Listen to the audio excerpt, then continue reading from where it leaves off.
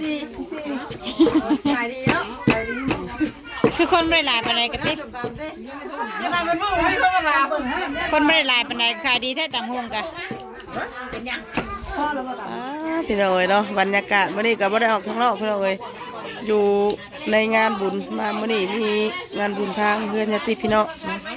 เพื่อนสาวคอนเพื่อนพี่น้องสแก้วนี่เนาะวันนี้เป็นมื้อห่อข้าวต้มโอ้ทางนี้กินตำหุงแซ่บบ่เลย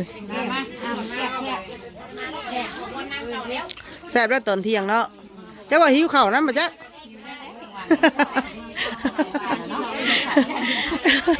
ย่านหิวข้าวมันยุ่ยกินหลายคนแซ่บเนาะแต่ว่าหน่อยคนเดี๋ยว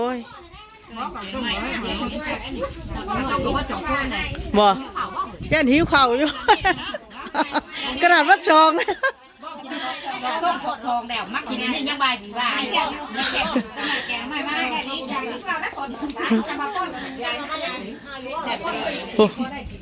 ตำหุ่งมาดิเนาะ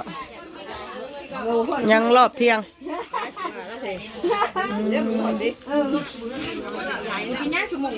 ตำหุ่งเฮ้ยดูตักแล้วขอกับหุ่ง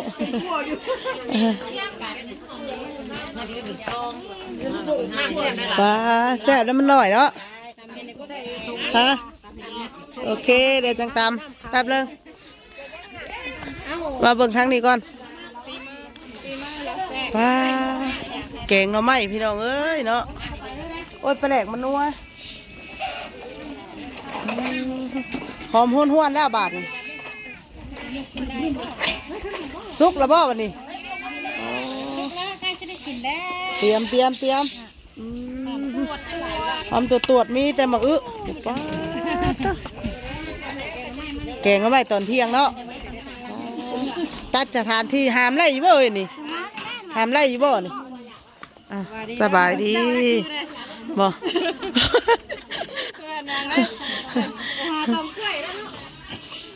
แพนี่ได้นี่แพนี่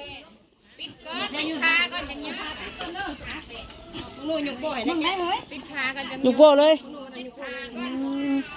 ของแม่ให้หน่อยวะเอาบันให้ข่อยบ่นะโอ้ผ่านปึ๊บเอาโอ้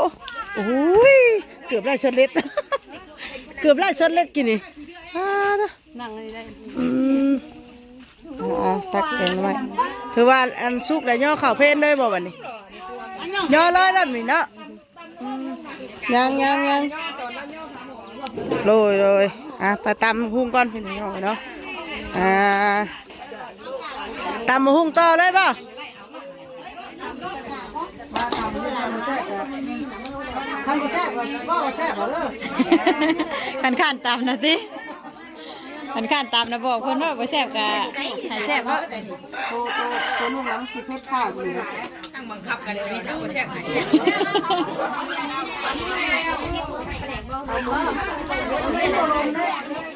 ซ่บไข่เบิ้งด้วยยังจะบลงเลยก็บังแน่เชื่อนะก็อยู่นะแม่ต้นแสตาก็พูดเลยนะต้องดูได้เฮ้ยชาวบ้านก็ดูนะถ้าตัวน้ำดำนะแม่ยุ่งน้ำดำเรียนนี่ข่าวว่าลูกหลานนี่ทำไมแล้วมันนั่นเลยเห็นไหมยุ่งน้ำ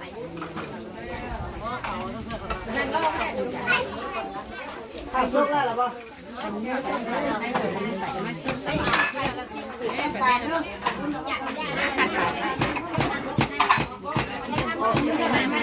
มันทำให้ชุกแรกผิกเนี่ยนะยังเพิ่มอยู่ผิกยังเพิ่มชุกอะไรนะแมนใช่ป่ะลองเบิ่งซะแล้วมันไม่สมพักสิเราใช่ไหมมันฉิหวานใช่ป่ะติ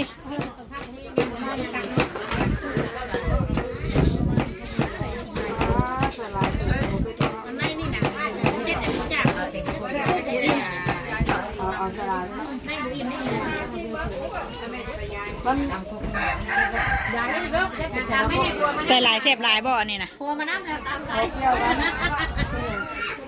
พริกนี่ใส่หลายแซ่บหลายบ่คือเผ็ดหลายได้แบบนี้ อาหารยอดเขาละ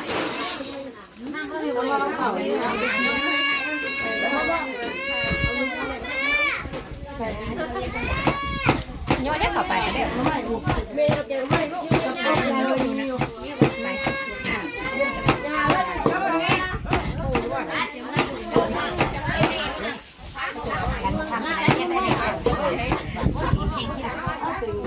ของคนบอกว่าใครร่วมถือว่าก รอบน้องหันนะหันเนาะ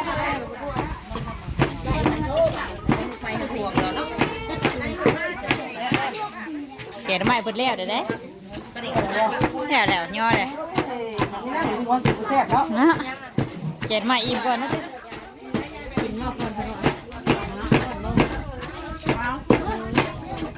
ถ้ากินขนมแล้วเมื่อไหร่กินขนมมากินเก่านะขนมท่านเดียวขนมห่อขนมยังไม่ได้ซื้อทำกินในยา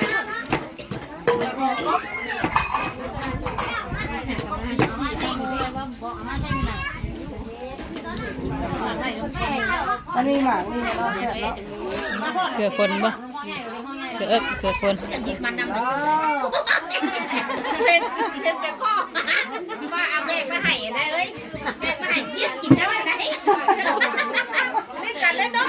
มาแบกมายิบกินน้ำเลยเลยเนาะ ซิมบ่ วันนี้ได้ ก็ต้องอย่าทั่วไปนะ เอาไปพวกมันได้เนาะ ซิมเบิ่งซิมเบิ่งซิมเบิ่งดูแม่ยังอบบ่มาซิมเบิ่งเด้มาซิมเบิ่ง ชิมเบิ้งละคันโมเซ่คันมันได้กับเป็ดพุงไม้แล้วคัน สิบอกเราแค่ติ ไม่หรอวะ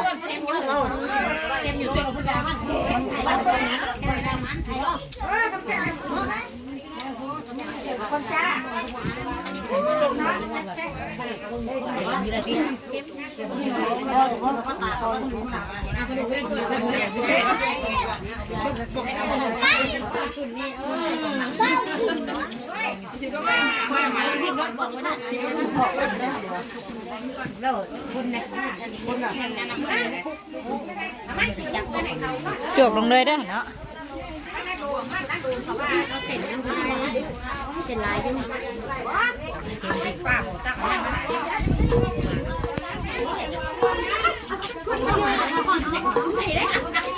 เอาเนาะโอ้ใส่กระตุกโอ้ชัน เอาใส่กระโต๊ะว่าเห็นว่าง่ายกว่า ไม่ได้ทุกคน หลายแท้อันนี้นะเครื่องมันพออยู่บ่อนลอยติ ว่าคนเอาฉากอะไรคู่ไปเนาะ จังหน่อยเฮียได้ฉากนี่ ช่วงได้วะ ช่วงเหนื่อยกันเนี่ย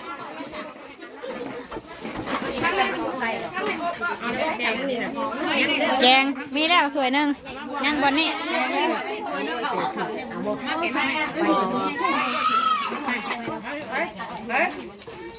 ไม่เพิ่นแน่เอาอีกรอบจับมันนี่เราอย่างง่ายจ้ะเอาของไล่หลานได้อย่างง่ายจ้ะเคยเนาะแล้วบอกไปชดไปจักกี่บ่แล้วบอกไปชดจักกี่นี่เอาเรื่องจะไม่ได้เยอะเราอ่ะว้า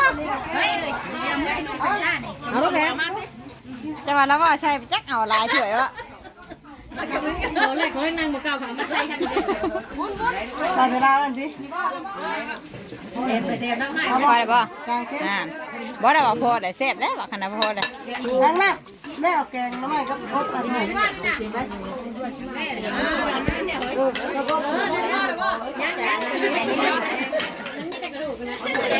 ตัวใจ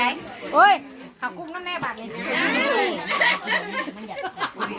วันนี้ไม่ได้เอาสิขอกุ้งต้องบอกเขาไม่ต้องหาลายจะมุ่งไหนมาตายจะต้มทำงานมาโคตรเด้อ ไปซื้อตำบุกมาในกิ๊ก จะกระตุกน้ำเพลินได้เลย อ้าวยังเข่าว่าถูกบอกเนี่ยสั่งกุ้ง กระจายไปเลย เอามันยังมันขนาด อาจารย์ว่าใส่ตาบุกนะเพิ่นน่ะอาจารย์เก่า เอา ฮะ ไม่เด้อเอาไม่เห็นยังน่ะเอากูจะกินกูจะได้ไอ้ดีโดเอาไม่ทำกินเองไม่ให้เยอะเด้อเอาไปแล้วก็เอาไม่ดีแล้วมึงเอาไม่เยอะแยะแค่ตีกูเอาไม่กูเลยพ่อตาบุญอยากจะเลิกพุ่งอยู่ตัวนี้ก็ไม่อยากให้อยากมีในวางอยู่เลยพ่อตาบุญอยากใช้เขาไม่พุ่งเลยไม่ได้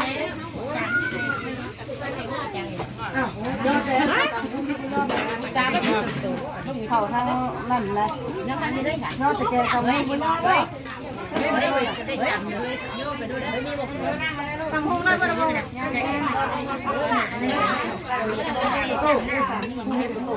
เก็บกัน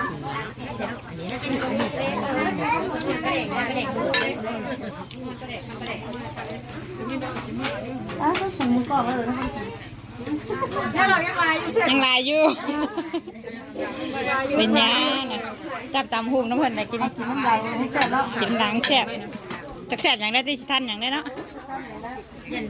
มันหน่อยได้ก็แซ่บแล้วอ่ะ บ่งเลยน่ะได้กี่หยอกให้เดือดให้จับมือเราเลยกับแกมาได้ได้กันโยมมา เติมขา เริ่มเลยเริ่มไงป่านนี้ยังมาเริ่มจะบอกไม่เป็นน้ำหนาเลยยังมาเริ่มอยู่กันนะกว้างกว่าต้มอื่นกูอยากกินกูอยากกินอะไรดีกว่านะอยู่หวังเดียวแล้วมากินให้กินนะให้เราดูมาไหมมาเราดีคิดว่าเดี๋ยวหนึ่งหนักเยอะมาก เอาธรรมดาแล้วเบิดนึงกินนึงต่อ พออยู่เนาะ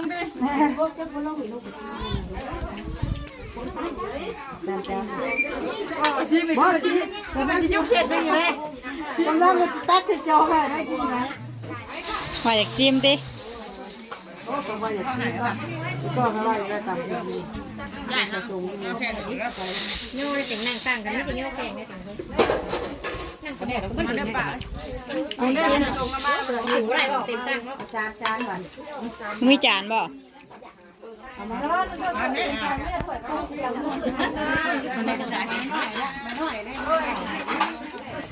เอ๊ะจานมันมีบ่เอ๊ะเปิดไปยัง เปิ บ่ ดแกงไม่กลับมาเที่ยวนะ สงสัยตำหุ้งค่อยมา เพราะว่าต่าง ตำหุ้งเลยเหรอ คนมาลาย ตำหุ้งเลยบ้านนี่ไปบ่กลัวบ่ ใช่นี่มานี่ ในเลยเหรอ ในข้างในห้องเอา กลัวแล้วบ่ทางใน ตำหุงนี่เพิ่นมาเอามาพี่เด้อตำหุง จะตัดมาหมูเขายังหลายอยู่ นี่นะเผื่อเนาะทำสิกินก็เด้อ แข่งกินก้อนออกกินก้อนจ้ะ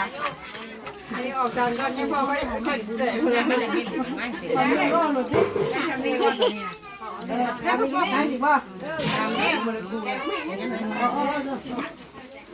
แม่ไม่เลยแม่ไม่ดู ได้ จะได้ทำที่ใช่ตัวนี้ก็มีแต่หน้าเฮ้ยหน้าเลยเฮ้ยยันหรอเฮ้ยยันหรอ ตำอีกบ่ ไม่ได้ว่าอบเนี่ย จับมาแล้ว ยังบ่พอบ่ตำอีกบ่เอาคู่ติ ไม่ชอบเกลือละ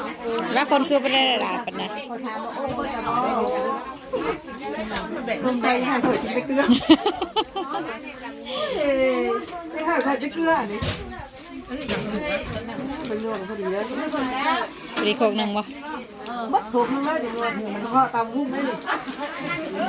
ยอดหลายโคกได้บ่ เป็นถูกเดียวเนาะ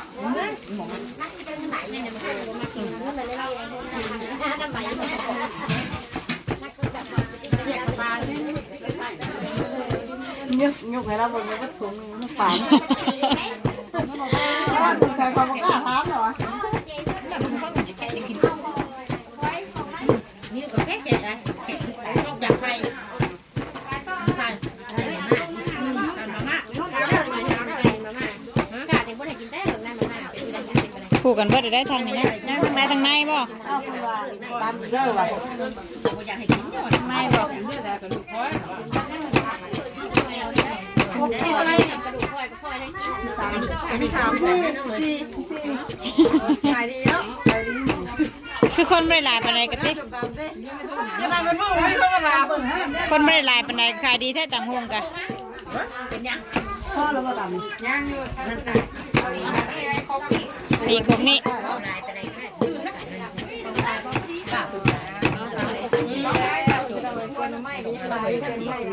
ตั้งทุกอย่างเขาก็ผูกมาหาป้าแต่เช้า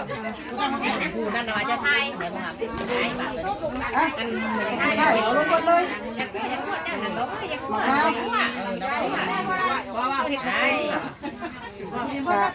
ปาดอีกคนทั้งกินทั้งปาด ถ้ากระชายนะกลัวนะคะก้นก็ไปหาหน้าเรายันมากน้องยัน เวลาแล้วเหรอ นอนไปบริเหตุป่าได้นางบอกมาแล้วนั่นนักกระทู้นักกระทู้ยุ่แบบบ้านนั่นนะไปที่การไปด้วยไกลนี่ที่พ่ออยู่ไปเมื่อบ้าน จากลายคุมได้ อันนี้ก็ไปวันจันทร์ทำไม่ไหวก็ได้ คุบใส่เป็นแร่แล้วบ่ใส่เบรกแล้วผมมีอันตักบ่นะ ตาการมาไว้กับหิบเห็นก็ได้แล้วนะบ้านหิบตัวนี้แล้วไปไหนกันนอนก้นมาเถอะ หอมแน่เนาะกระเดกกับเส้นหอม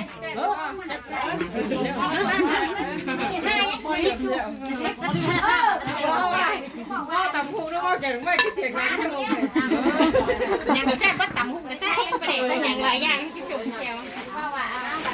บ่มึงนั่นแล้วก็แต่วานหมองม่วงแล้ว แต่มาได้นี่นะแบบเลยน้าบอกลงชมพูได้หมด กระเดกหอมใช่ไหมเนาะ คุ้มแล้ว ทำบ้างไม่ได้กินอะไรเนาะ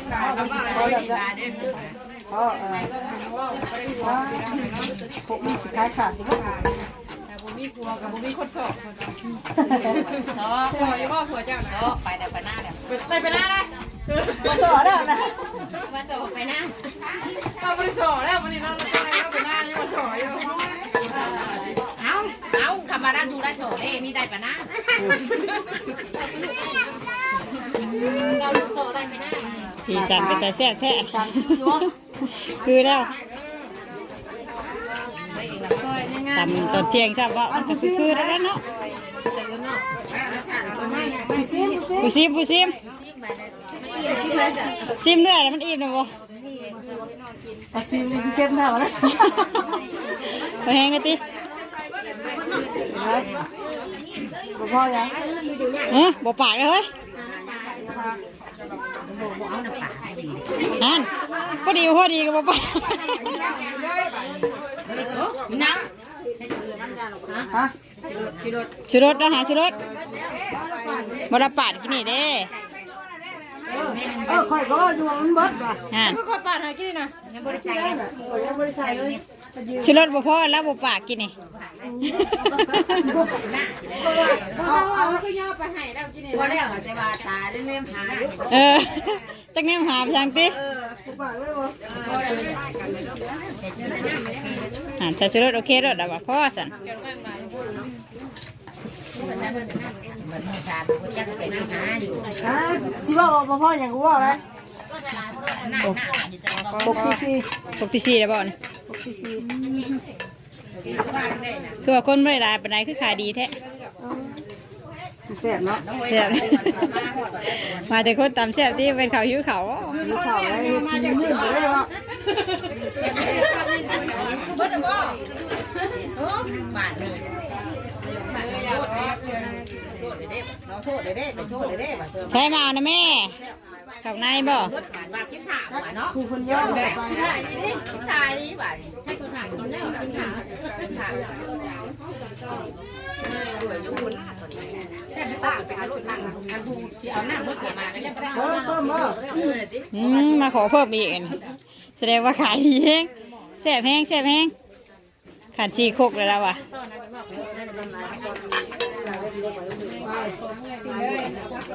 ใช้เสียฟูย่อเพิ่นเฮ้ยมันถ่ายอยู่ติ ข้าวหมูข้าวเมโอนี่เกิดบ่มาไม่บ่มเอาลืมเกิดไม้เหมือนเราไม่กินเองบ่ จงก็คิดเองเพิ่นเด้